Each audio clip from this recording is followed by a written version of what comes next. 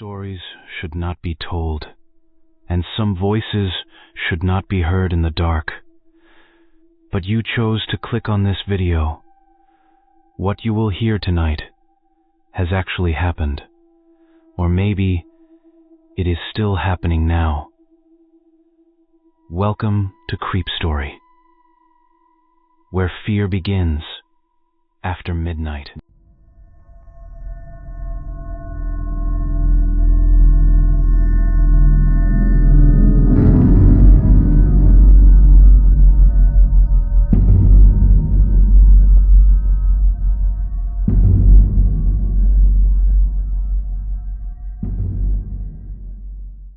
The hotel had 11 rooms, but room 9 was never on any map. August 2016. I was a traveling auditor for a logistics company, which meant I spent most of my life in budget motels off highways I couldn't remember the names of. This one was in western Pennsylvania. 2 stories, exterior corridors, fluorescent lights buzzing above each door. I'd been driving for 9 hours. My company booked the room. I didn't ask questions. The check-in was normal. The night clerk was a college kid wearing headphones, barely looking up from his phone. He handed me a key card.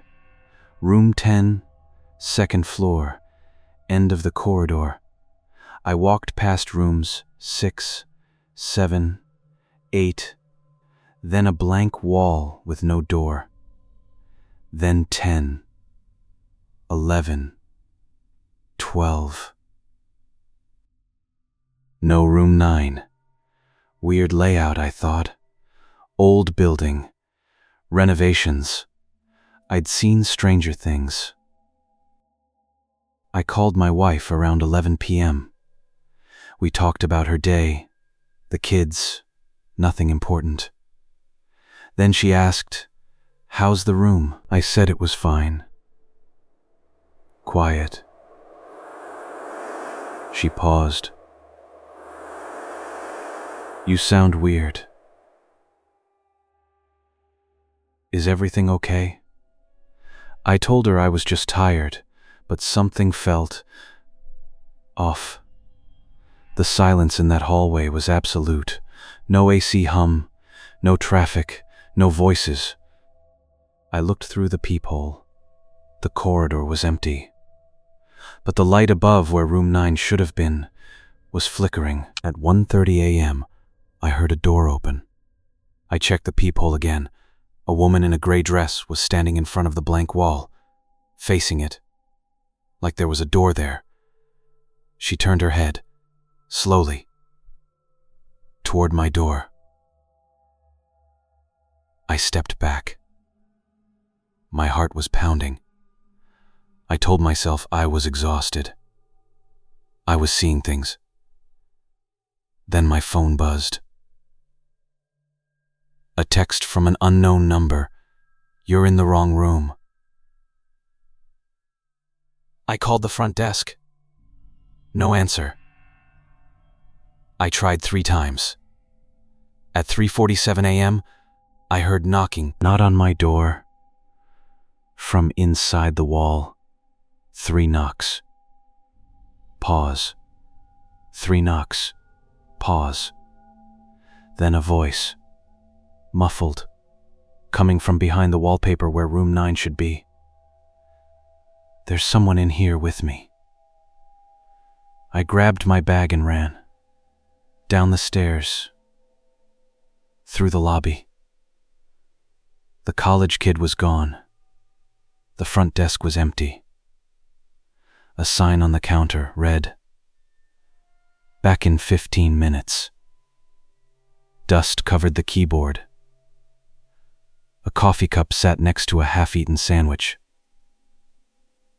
The coffee had mold on top. I didn't stop running until I reached a 24-hour gas station a mile away. I called my company the next morning. They had no record of a booking at that hotel. They'd booked me at a Holiday Inn 3 exits back. I never checked in there. I don't remember passing it. I looked up the hotel online. Found a forum post from 2012. Don't stay at the motel off exit 41. There is no room 9, but people hear things. I heard my own voice calling for help from inside the wall. I've never told my wife what happened. But every few months, I wake up at 3:47 a.m. and I hear 3 knocks from inside my bedroom wall. If you liked the story, press like. And if you felt the chills, subscribe now. And write in the comments, I am ready for the next story, because in the next video, we have a story you will never forget.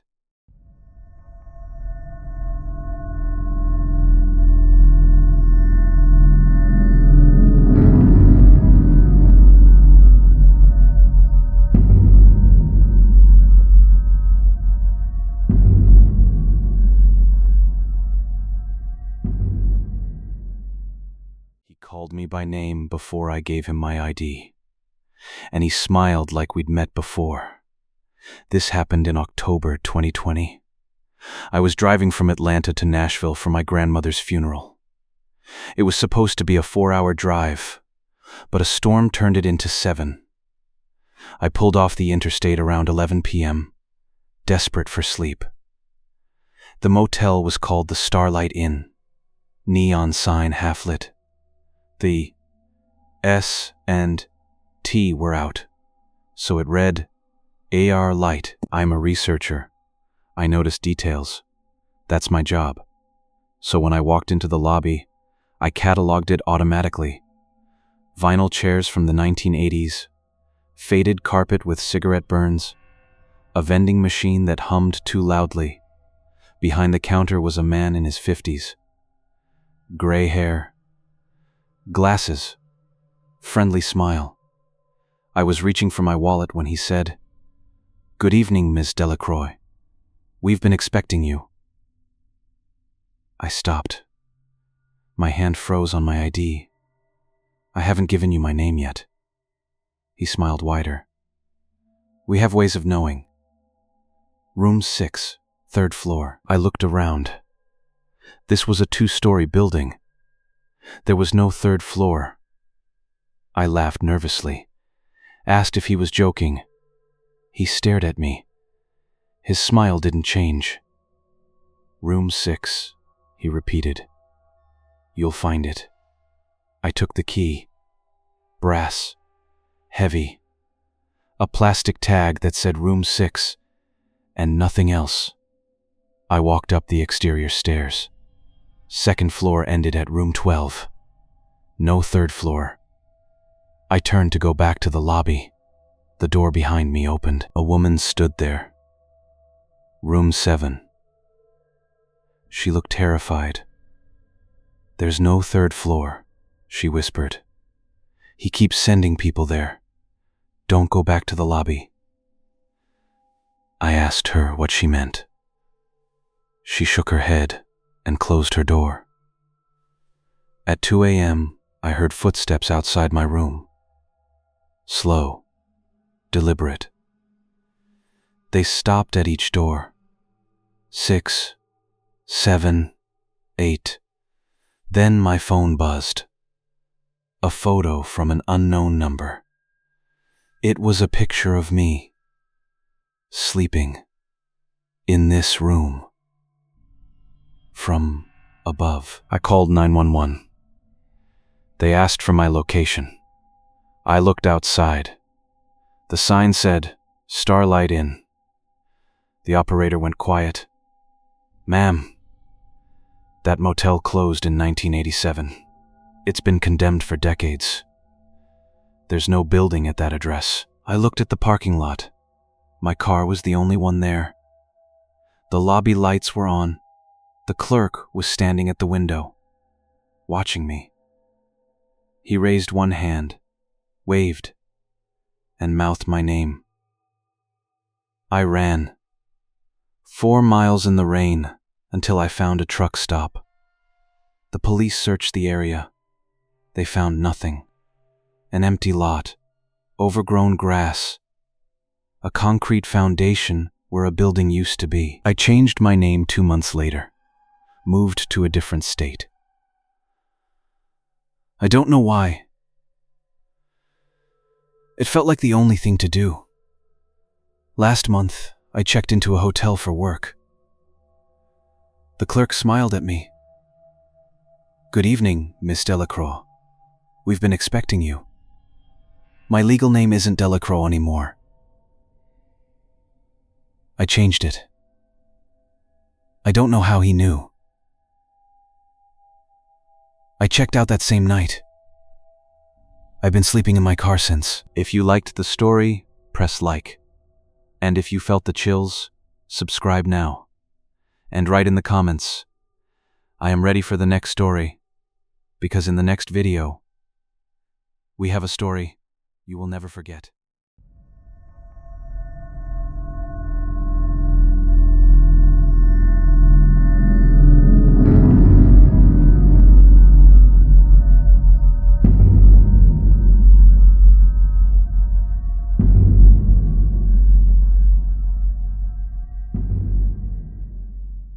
I burned the guest book, and I still can't forget the names. It was November 2018. I was driving through Nevada on a solo road trip, heading to a job interview in Reno. Around midnight, my GPS said the next hotel was 40 miles away. I saw a sign for the Pineview Motor Lodge. Hand-painted, faded, half the letters missing. I pulled in. The parking lot had 3 other cars, all covered in dust. No lights in any windows. I told myself it was fine. Small towns, cheap motels, off-season. The lobby smelled like old cigarettes and lemon cleaner. A woman in her 60s sat behind the counter, watching a small TV mounted in the corner. She didn't look up when I walked in. "I need a room for one night," I said. She slid a key across the counter without a word. "Room 14, cash only." I paid, signed the guest book she pushed toward me, and headed outside. The key was heavy.